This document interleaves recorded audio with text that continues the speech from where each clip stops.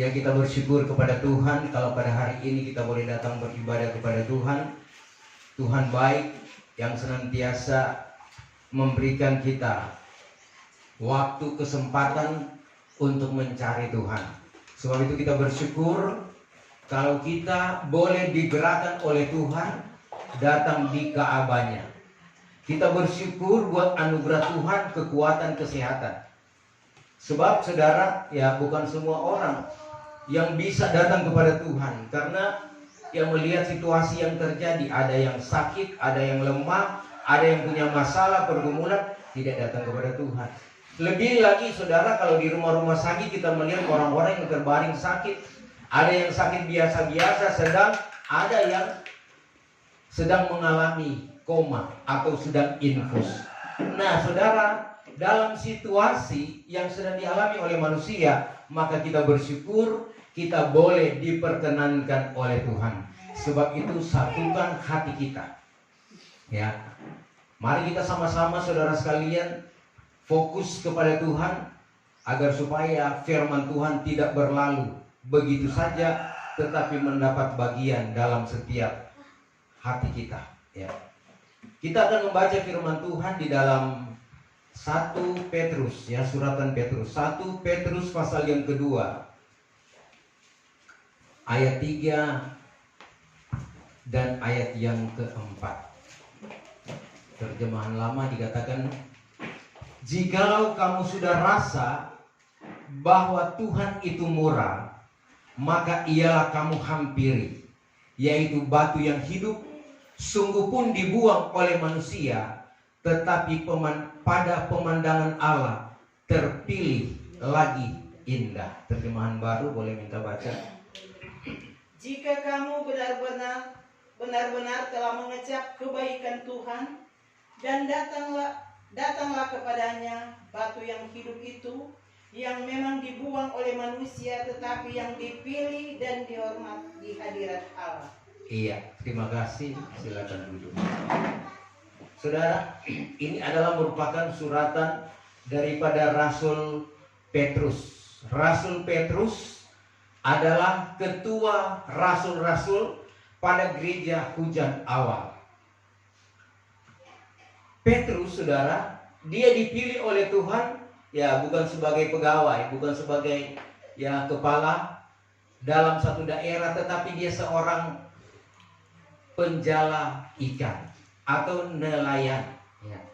Tetapi saudara, kita melihat bagaimana Tuhan datang saudara sekalian di tepi pantai, kemudian dia mulai memanggil, ya, dia memanggil di antaranya Petrus, ya. Memang ajaib waktu dipanggil ini Petrus, ya. Tatkala mereka semalam-malaman mencari ikan, biasanya mereka mendapatkan ikan. Tetapi kali itu mereka saudara mengalami apa yang dikatakan, ya, kurang beruntung, atau orang Manado bilang soe, ya. Sepanjang malam mencari ikan, nggak dapat sama sekali, ya. Ada berapa perahu yang ada. Kemudian saudara sekalian, dengan sedihnya mereka saudara datang ke tempat parkiran atau dermaga. Tetapi waktu itu Tuhan datang, ya. Tuhan melihat apa yang kamu sedang kerjakan. Mana ikan yang kamu tangkap? Ya, Petrus bilang, Tuhan, kami sudah semalam-malaman mencari ikan, tapi tidak mendapat satu pun, tidak dapat, ya. Kemudian saudara sekalian, apa Tuhan bilang? Coba lakukanlah pukatmu, ya.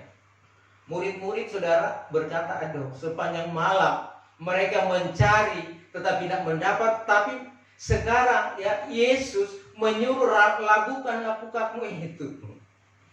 Ya saudara, itu entahkah dalam keadaan terpaksa, tapi karena mungkin mereka percaya, mereka beriman, ya mereka pikir karena engkau yang menyuruh, maka kami akan melakukan itu, ya. Dan ternyata tatkala dilakukan itu, heran, ya, pukatnya itu penuh dengan ikan. Dan karena banyaknya ikan, memang pukat itu hampir sobek. Sehingga mereka memanggil perahu-perahu yang ada di sekitar, mari datang menikmati hasil tangkapan mereka pada hari itu.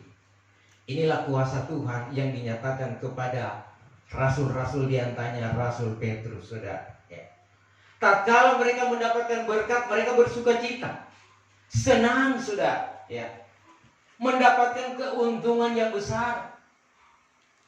Kemudian Tuhan berkata, Petrus, ya, aku akan memakai engkau bukan lagi penjala ikan, tetapi penjala manusia. Saat itu juga Petrus langsung tinggalkan segala kesibukannya dan ikut Tuhan. Satu keputusan bahwa dia merasakan bahwa Tuhan ini ajaib, ya, luar biasa. Tidak ada yang sama dengan Tuhan. Ya. Dia ikut Tuhan, saudara sekalian, melalui juga proses. Ya. Dalam melayani, ikut bersama-sama Tuhan memberitakan Injil. Ya. Menyembuhkan yang sakit, yang lemah dikuatkan, yang terikat dibebaskan. Yang membutuhkan pertolongan, mereka berikan pertolongan. Petrus menyaksikan, saudara.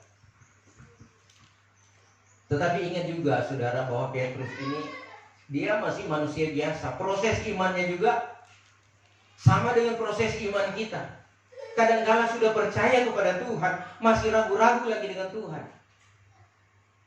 Nah, ini saudara, proses iman bagaimana kita mengikut Tuhan. Jadi tatkala kita dipanggil Tuhan, kita sedang diproses. Kita diisi dengan kebenaran firman Tuhan. Kita diajarkan bagaimana berbuat yang benar, yang adil, dan yang berkenan kepada Tuhan. Tuhan tidak pernah mengajarkan kita yang jahat. Amin. Tuhan mengajarkan yang baik. Sebab itu Rasul Paulus katakan, segala yang baik, yang indah, yang benar, itulah yang kamu pikirkan. Ya. Karena saudara sekalian, pikiran-pikiran manusia biasanya bagaimana memuaskan daging, bagaimana dia mendapatkan sesuatu dengan segala usaha yang dia kerjakan di dalam dunia ini. Nah, saudara kasih dalam Tuhan, Petrus pernah menyangkal Tuhan. Dia pernah menyangkal Tuhan tatkala Tuhan sedang ditangkap, sedang diadili. Dan Petrus tatkala melihat situasi, dia secara manusia takut. Ya. Karena takut, saudara, dia katakan, aku tidak kenal. Aku tidak kenal dia. Sampai 3 kali, sampai Tuhan menoleh ke Petrus. Dia menyesal. Ya. Nah, saudara, berjalannya waktu, ya, mereka tetap diproses. Petrus meskipun dia sudah menyangkal Tuhan, tetapi kembali Tuhan datang kepadanya. Adakah engkau mengasihi aku? Ya. Petrus dengan jujur dia katakan, ya Tuhan juga yang mengenal. Dia katakan sampai 3 kali, hai Petrus, apakah engkau mengasihi aku? Maka sedihlah Petrus. Ya.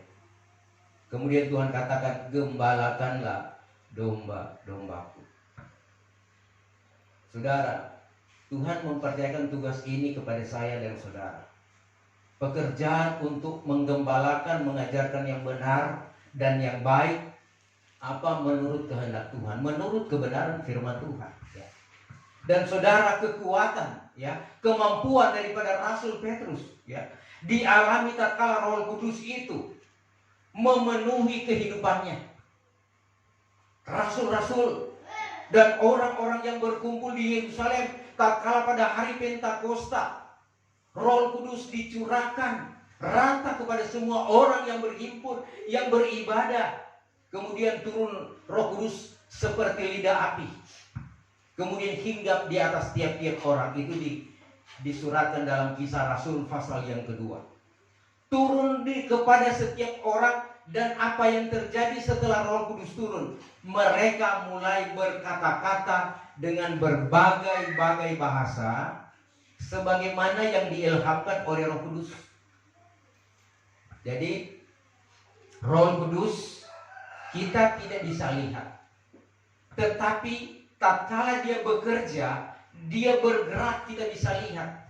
Sama seperti angin, saudara. Angin kita tidak bisa lihat, tetapi tatkala kita melihat daun mulai bergerak, pohon mulai bergerak, maka itu ada angin. Ya.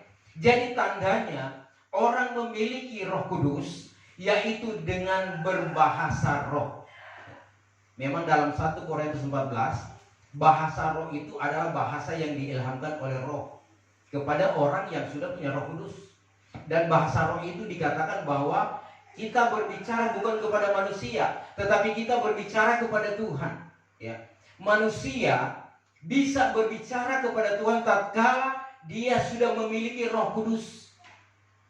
Bahkan bukan hanya berbicara kepada Tuhan, tetapi melihat kemuliaan Tuhan. Bahkan Tuhan pakai dia untuk berbicara, untuk bernubuat, menyampaikan maksud Tuhan. Itulah kuasa Tuhan yang luar biasa yang dialami oleh rasul-rasul.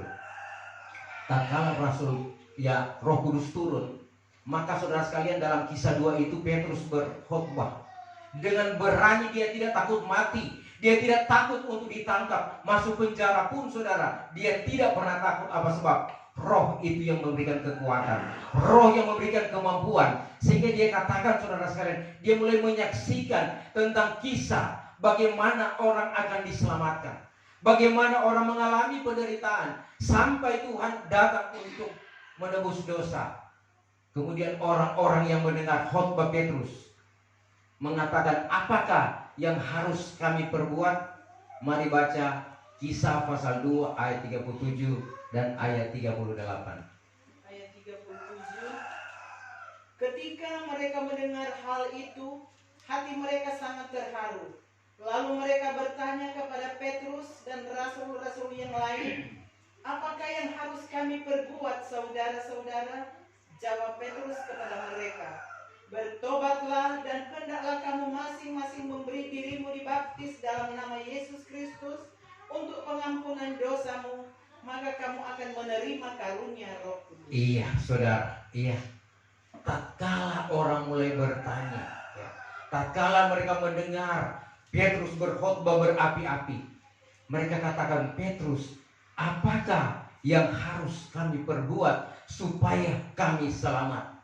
Seharusnya ini menjadi pertanyaan gereja Tuhan di akhir zaman ini. Seharusnya menjadi pertanyaan saya dan saudara. Apa yang harus saya perbuat supaya mendapatkan kehidupan yang kekal atau masuk dalam kerajaan sorga? Petrus menjawab, saudara kasih dalam Tuhan, ya.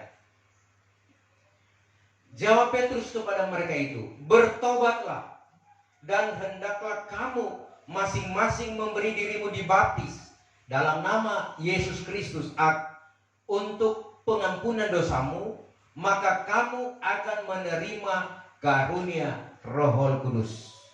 Ya. Yang pertama saudara sekalian, kalau mau selamat, Petrus katakan bertobat. Ya. Bertobat artinya meninggalkan perbuatan-perbuatan jahat dan lakukan yang baik. Amin. Ya. Kalau itu salah, jangan kita lakukan terus. Kalau itu menyakiti orang lain, ya jangan kita perbuat. Karena saudara sekalian, kita harus menyenangkan Tuhan dan menyenangkan juga manusia. Mengasihi Tuhan, mengasihi sesama manusia. Ya. Nah ini proses saudara sekalian, masalah pertobatan. Ya, kadang-kala saudara memang kita mengabaikan, tetapi pertobatan itu penting. Ya, kalau tidak bertobat, ya kita tidak diperkenankan oleh Tuhan. Meninggalkan yang jahat, yang tidak baik. Tapi kadangkala saudara sekalian, yang kadangkala yang kita anggap tidak baik, tetapi senang di hati. Ya. Bukankah begitu manusia? Ya. Kadangkala sama dengan Rasul Paulus bilang, ya, aku ingin berbuat baik, tapi jahat yang aku lakukan. Ya. Nah inilah yang terjadi karena pengaruh-pengaruh dunia, tawaran-tawaran dunia.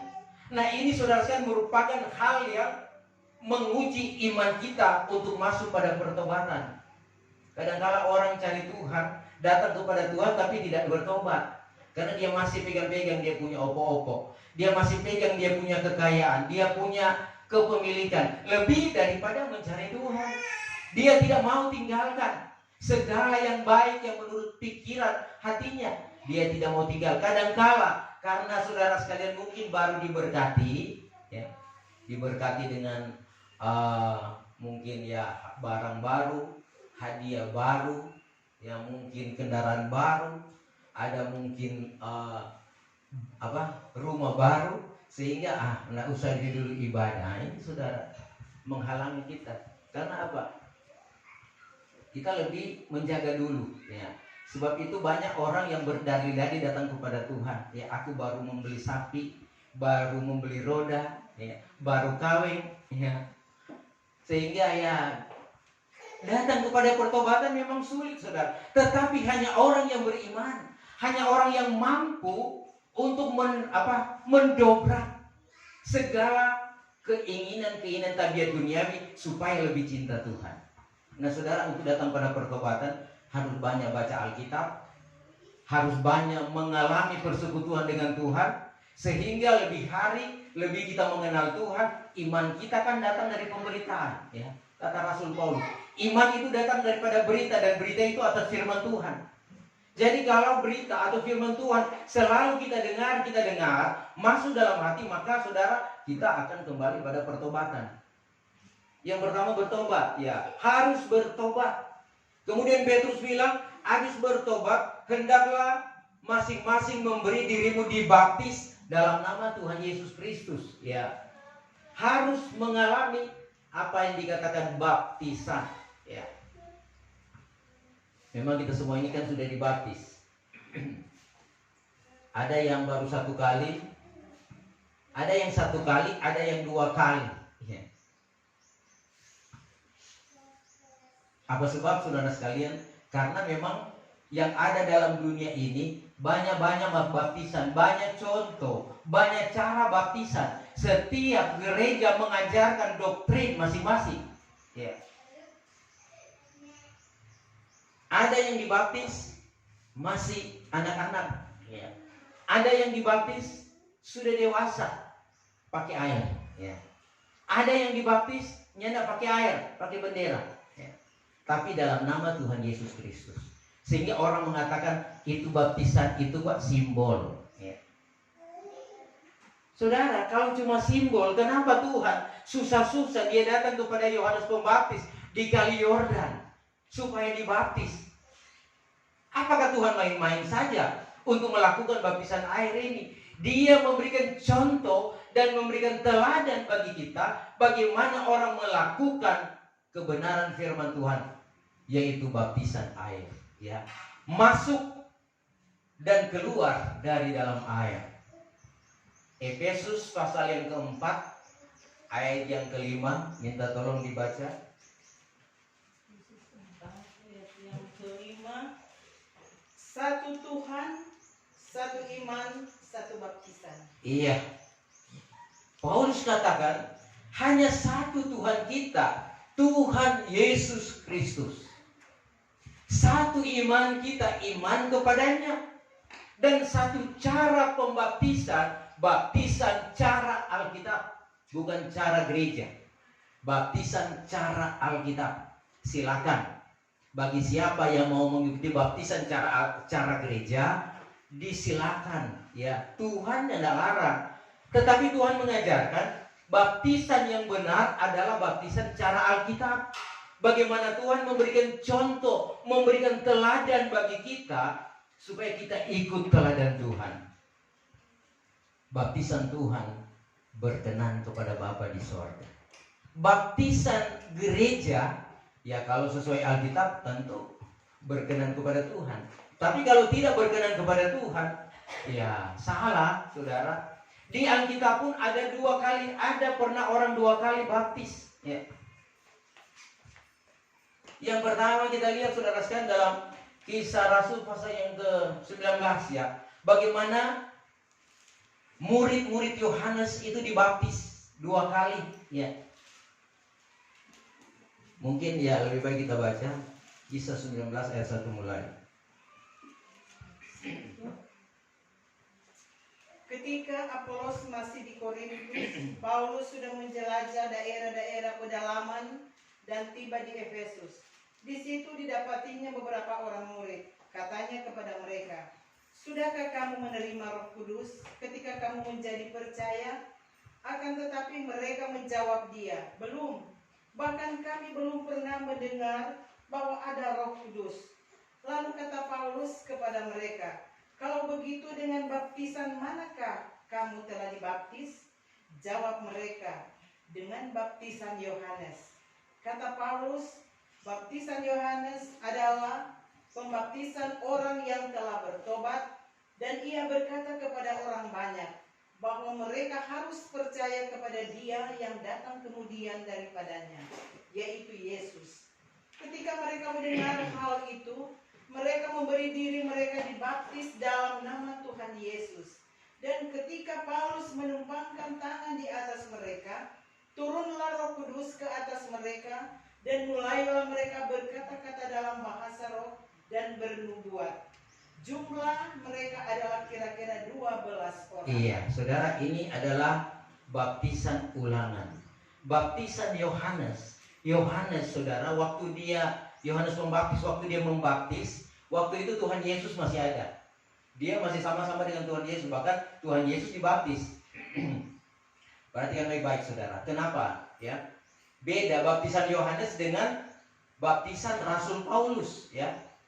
Karena saudara, dalam penyebutan nama, waktu Tuhan Yesus masih bersama-sama, maka dalam pembaptisan itu dikatakan dibaptis dalam nama Bapa dan Anak dan Roh Kudus. Itu baptisan pertobatan. Tetapi tatkala Tuhan Yesus sudah mati, bangkit dan naik ke sorga, maka pembaptisan itu beda lagi, harus disempurnakan. Jadi bukan salah, baptisan Yohanes bukan salah, tapi disempurnakan, ya. Harus memakai dalam nama Bapa dan Anak dan Roh Kudus, yaitu dalam nama Tuhan Yesus Kristus. Karena Tuhan Yesus sudah dipermuliakan, ya.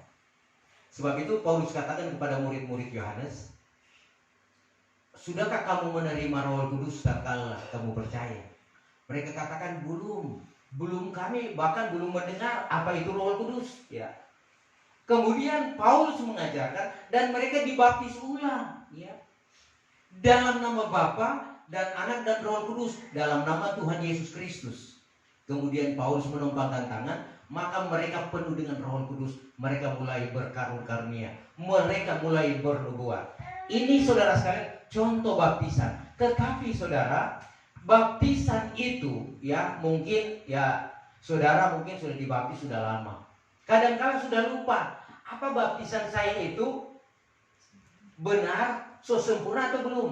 Kan jadi begitu. Menurut ya apa yang kami alami, pengalaman saudara, tatkala kami berhimpun beribadah, maka Roh Kudus hadir, ada nubuatan, ada penglihatan, Tuhan memberikan petunjuk, Tuhan mulai berbicara, bahkan Dia bisa menegur satu-satu. Kalaupun ada yang masih kurang, yang kita lakukan, Dia akan berbicara. Tuhan pernah berkata kepada seseorang, namanya, Dia katakan engkau harus dibaptis ulang. Tuhan tahu kapan, tanggal, hari, jam dia dibaptis, dan siapa yang baptis Tuhan tahu. Tuhan sampaikan. Secara manusia kadang-kadang lupa, ya. Tetapi Roh Kudus itu tidak pernah lupa. Dia tahu karena belum sempurna, maka kamu harus dibaptis ulang. Roh Kudus akan berbicara. Nah, itu kita pentingnya ada firman, ada Roh, ada Tuhan. Sebab kalau ibadah kita belum berkenan kepada Tuhan, Tuhan akan berbicara. Ibadah kamu belum berkenan, Tuhan akan berbicara. Karena saudara, kalau Tuhan tidak berbicara, yaitu dipertanyakan Tuhan hadir atau tidak. Jangan saudara sekalian nanti tunggu Tuhan berbicara tatkala orang sudah mati. Tidak ada guna saudara. Sekarang Tuhan bisa berbicara.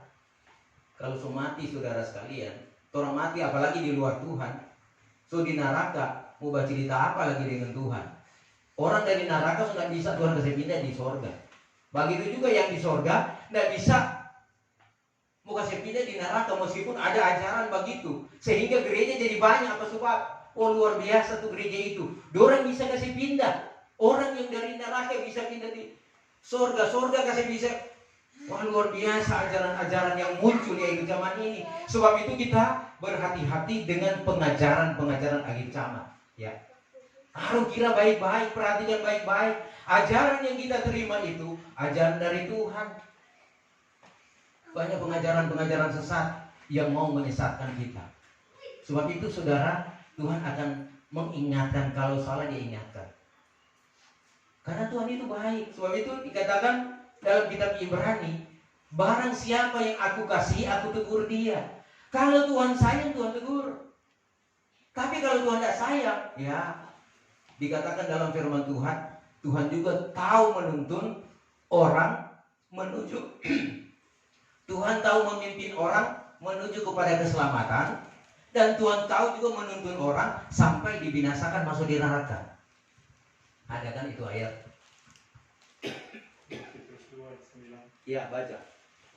Jikalau begitu, sudah nyata bahwa Tuhan tahu melepaskan segala orang yang beribadat dari dalam pencobaan,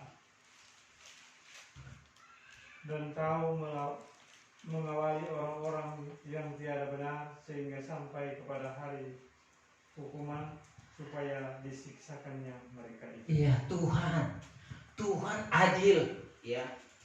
Dia, saudara sekalian, kasih pikiran, kehendak, kemauan mana yang orang mau pilih, ya.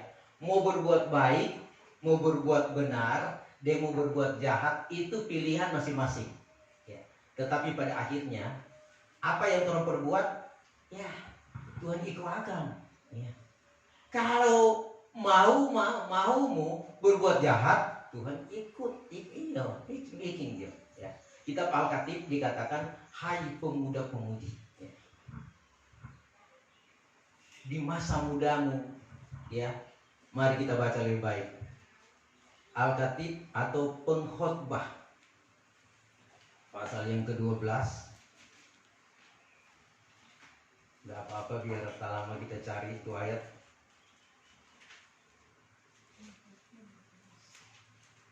Kalau sudah dapat, sini kan ahli-ahli, pakar-pakar Alkitab.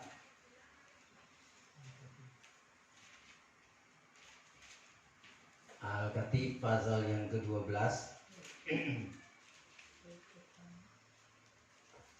ayat Al-Khatib pasal 11 ayat 9. Bersukarialah hai pemuda dalam kemudaanmu, biarlah hatimu bersuka pada masa mudamu, dan turutilah keinginan hatimu dan pandangan matamu, tetapi ketahuilah bahwa karena segala hal ini Allah akan membawa engkau ke pengadilan. Iya. Dalam terjemahan lama dikatakan, baiklah hatimu bersukacita, hai orang muda pada masa kemudaanmu. Biarlah hatimu bergemar pada segala hari engkau lagi muda. Berjalanlah menurut segala kehendak hatimu dan pemandangan matamu. Tetapi ketahuilah olehmu bahwa sebab segala perkara ini dipanggil Allah akan dikau hendak menghadap hukum. Jadi saudara, memang Tuhan kasih kebebasan orang saudara. Tetapi saudara, sebab itu ya gembala memang sekarang banyak berterus terang tegas-tegas. Kalau memang salah ya salah, kalau memang benar ya benar. Tinggal jemaat yang pilih, ya. Tinggal pilihan kita. Memang saudara, daging ini sukanya yang senang-senang, ya. Dia tidak suka, saudara sekalian, untuk yang tidak dia sukai. Oleh sebab itu saudara, marilah kita menyempurnakan tubuh, jiwa dan roh. Daging perlu kasih makan. Karena kalau nak kasih makan lagi ya semua kurus, semua sakit, ya. Jiwa juga perlu diberi makan, yaitu saudara sekalian firman Tuhan, mendengar berita-berita, khotbah-khotbah, beribadah. Karena jiwa itu yang banyak menderita. Kalau dia dengar berita-berita negatif, sakit hati, kecewa, stres, dan itu jiwa itu kembali akan mengalami, akan menanggung segala perbuatan. Dan roh selalu berdoa, cari hubungan dengan Tuhan, sehingga saudara sekalian apa yang kita kerjakan benar-benar pasti tujuan kita surga pasti, ya. Jadi saudara sekalian bertobat, berbaptis menurut cara Tuhan, ya. Kalau tidak sesuai firman Tuhan itu salah, saudara. Alkitab jadi patokan kebenaran kita, Alkitab. Manusia bisa membenarkan diri sendiri, ya. Kita bisa mengatakan kita benar. ini orang ajaran ini sudah benar, tapi kadangkala salah, ya. Sebab itu Tuhan selalu mengingatkan untuk membenarkan. Jadi kalau sudah benar, meskipun orang katakan itu salah, itu pun cuma simbol, iya.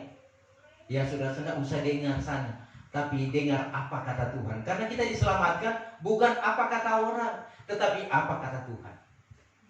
Karena Tuhan baik. Kemudian saudara sekalian, bukan hanya saja pada baptisan baru orang selamat. Baptisan itu saudara sekalian, ya, lari daripada murka Allah. Jalan keampunan dosa. Di dalam Roma pasal yang ke-6 dikatakan penguburan dosa. Jadi baptisan itu dosa-dosa kita yang lama itu dikuburkan dalam baptisan air. Dan kita hidup baru di dalam Kristus. Kita dipenuhi dengan kebenaran. Bukan cuma sampai di situ saudara, tetapi kita harus menerima anugerah Roh Kudus. Sebab kita berada di zaman Roh Kudus yang memegang peranan penting dalam keselamatan Roh Kudus. Sebab itu dikatakan oleh firman Tuhan, ya, menghujat Bapa, menghujat Anak itu masih ada keampunan.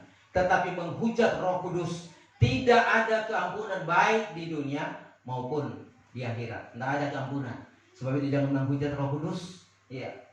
Menghujat Roh Kudus bagaimana saudara? Kadang-kadang kita sudah merasakan persekutuan yang indah dengan Tuhan. Karunia-karunia berjalan. Nubuatan ada, Tuhan berbicara. Kemudian kita mulai berkata palsu, tidak benar. Itu menghujat Roh saudara. Diingatkan hati-hati, pertimbangkan. Jadi kalaupun kita mendengar nubuatan, kita timbang apakah itu benar, apakah sesuai firman Tuhan atau tidak. Karena orang yang bernubuat itu dia masih bisa dipengaruhi, ya. Orang bernubuat itu masih sadar, kan? Orang yang bernubuat itu masih sadar. Tatkala dia bernubuat ada yang ganggu, dia akan terpengaruh. Meskipun dia dalam urapan Roh Kudus. Tetapi orang yang tidak dapat terpengaruh lagi apabila Roh Kudusnya diangkat ke aras, kemudian Tuhan berbicara. Seperti Rasul Yohanes, tatkala dia diajarkan Tuhan tentang rahasia kitab Wahyu, tentang akhir zaman, dia berpuasa dan kemudian dia melihat kemuliaan Tuhan, dia rebah dan rohnya diangkat. Tuhan mengajar di aras. Jadi tubuhnya di bumi mati, tetapi dia berbicara dari aras. Dan itulah pengajaran kitab Wahyu. Pengajaran ini sangat penting, ya. Dan inilah petunjuk-petunjuk Tuhan. Karunia-karunia Roh Kudus. Ada 9 karunia Roh Kudus yang harus dimiliki oleh gereja Tuhan akhir zaman ini. Saya dan saudara, Tuhan mempersiapkan 9 karunia Roh Kudus. Karunia-karunia ini yang akan mendewasakan kita, yang akan menerbangkan kita ke awan-awan apabila keangkatan gereja atau dikatakan rapture, ya. Pada meterai yang ke-6, gereja Tuhan sudah sempurna, gereja pengantin sudah menikah dan akan terangkat berpesta selama 75 hari di sorga. Setelah pesta 75 hari, berpesta lagi selama 1260 hari di sorga.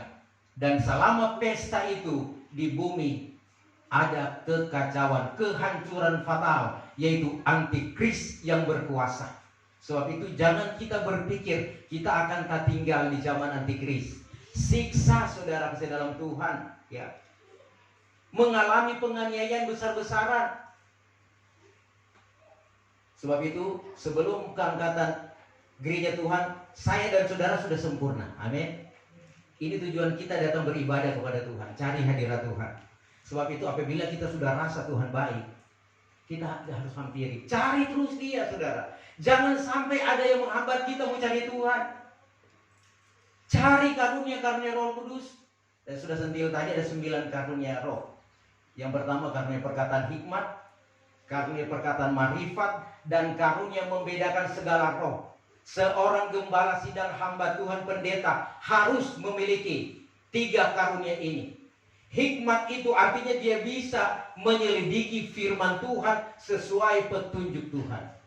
Marifat harus dia miliki. Marifat itu bisa mengetahui batin orang. Sebab itu seorang gembala sidang dia tahu hati daripada setiap jemaat. Dia tahu sedang bersedih, sedang bersusah, sedang senang. Dia tahu apa yang dialami oleh sidang jemaat. Sebab itu hikmat dan marifat bekerja bersama-sama. Marifat mendeteksi segala keadaan sidang jemaat, gereja Tuhan, dan hikmat itu yang datang firman Tuhan sebagai terapi, memberikan obat. Dia dalam keadaan lemah, maka dikuatkan oleh firman Tuhan. Dalam keadaan sakit, dikuatkan. Dalam keadaan susah, dihiburkan. Sehingga pengajaran kabar pengantin itu pengajaran yang lengkap. Sebab itu tatkala kita datang beribadah kepada Tuhan, ini beribadah sungguh-sungguh, segala penyakit dilakukan dan roti dan air diberkati.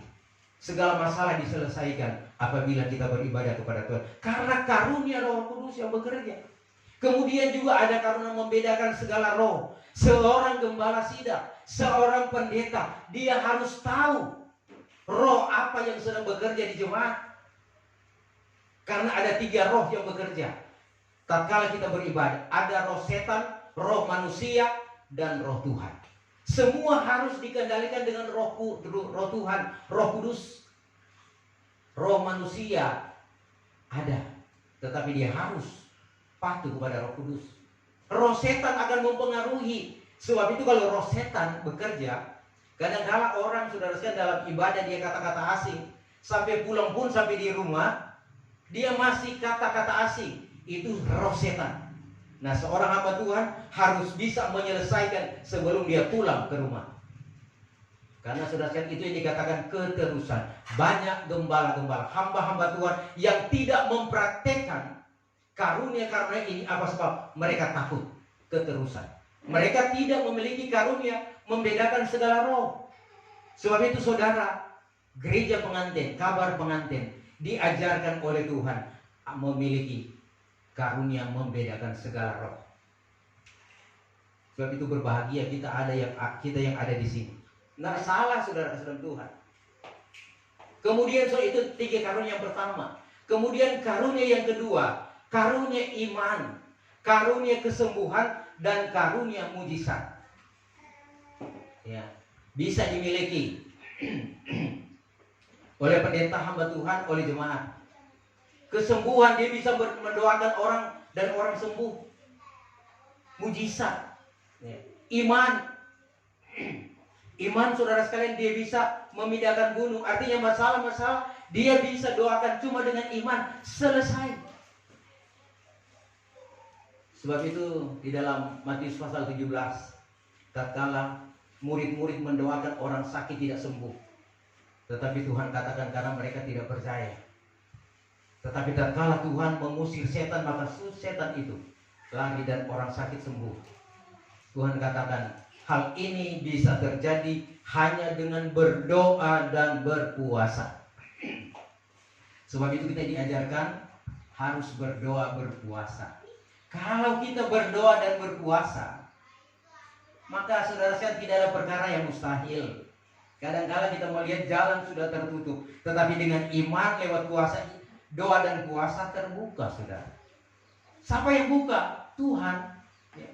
Kadang-kala pintu di depan tertutup, tapi Tuhan buka pintu samping. Pintu samping tertutup, Tuhan buka pintu belakang. Semua pintu bisa tertutup. Manusia, orang-orang menghambat kita, bisa menutup segala pintu-pintu gereja, bisa menghambat beribadah kepada Tuhan. Tetapi saudara sekalian, untuk berhubungan dengan Tuhan, maka saudara tidak ada yang bisa menghambat. Memang akhir zaman ini saudara, memang kejahatan makin bertambah-tambah. Orang saudara sekalian, ya kita sudah dengar di televisi, orang mau beribadah pun itu dilarang. Bahkan saudara sekalian dihambat, diancam dengan pedang. Ada orang kunci-kunci gereja, dilarang untuk beribadah. Apakah itu ajaran Tuhan, saudara? Kalau saudara orang tidak beriman, ya masih dimaklumi. Tapi ini orang-orang pendeta-pendeta yang kunci-kunci gereja, saudara, itu dipertanyakan. Mau kemana? Mau dibawa kemana itu sidang Jumat yang mereka pimpin, saudara? Jumat juga harus pintar-pintar. Kalau terompe gereja ini sudah terompe pendeta sudah jadi penghambat, apa mau percaya lagi pada dia? Itu iblis so pakai, saudara. Nah, ini saudara tantangan kita gereja Tuhan akhir zaman ini. Kemudian ada 3 karunia yang terakhir, yaitu karunia nubuatan, karunia lidah, dan karunia mengartikan makna lidah ini. Semua sidang Jumat harus memiliki ini. Karena awal daripada karunia Roh Kudus, karunia lidah. 9 karunia Roh Kudus. Dan karunia-karunia ini, saudara, dikatakan firman Tuhan adalah merupakan kekuatan Allah bagi gereja Tuhan, bagi sidang Jumat. Kekuatan Allah yang harus kita baharui terus, disempurnakan. Karena sebentar keangkatan gereja, karunia-karunia ini yang mengangkat kita ke surga. Jadi saudara jangan puas dulu dengan 1-2 karunia, tetapi bertambah-tambah di dalam Tuhan. Amin. Cari hadirat Tuhan, saudara, dalam Tuhan. Soal itu kalau kita rasa Tuhan baik, orang cari. Manusia tentu mencari yang baik. Tapi kadang-kala yang baik mereka tidak suka. Nanti pada akhirnya mereka menyesal. Aduh, lebih baik kita ikut situ. Ya. Lebih baik kita melakukan ini. Itu nanti terakhir kita menyesal kalau orang saudara sekalian sudah terlambat, saudara.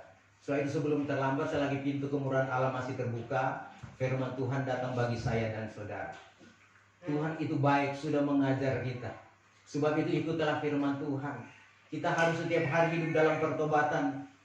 Ya, baptisan itu harus dilaksanakan dengan benar sesuai firman Tuhan. Anugerah-anugerah Roh Kudus itu pasti dan nyata. Dan kita akan berbicara dengan Tuhan, mendengar suara Tuhan. Bahkan kita merasakan tuntunan Tuhan lewat karunia-karunia Roh Kudus. Inilah kuasa yang harus dimiliki gereja Tuhan akhir zaman ini, sehingga gereja bisa disempurnakan tubuh, jiwa, dan roh. Karena akhir zaman ini, saudara, menghadapi berbagai-bagai masalah yang terjadi, peperangan yang tidak pernah berhenti, ya. Bahkan saudara, bencana-bencana yang terjadi, gunung meletus, banjir bandang, ya. Bahkan kejahatan-kejahatan yang terjadi, pemerkosaan, penganiayaan, pembunuhan, saudara. Kehancuran moral sedang terjadi. Satu-satunya tempat kita berteduh hanya kepada Tuhan. Ayat yang terakhir, Nahum 1 ayat yang ke-7. Kita baca firman Tuhan. Nahum 1 ayat yang ke-7. Tuhan itu baik. Ia adalah tempat pengungsian pada waktu kesusahan. Ia mengenal orang-orang yang berlindung kepadanya. Iya, Tuhan itu baik. Ia adalah tempat pengungsian pada waktu kesusahan. Jadi kalau susah, seorang berlindung kepada Tuhan. Amin. Ia mengenal orang-orang yang berlindung kepadanya. Tuhan tahu siapa yang berlindung, yang betul-betul setengah-setengah hati dan dengan segenap hati. Ya. Tuhan tahu, saudara. Sebab itu, saudara, datanglah kepada Tuhan. Carilah Tuhan. Ya, jangan sampai ada yang menghambat.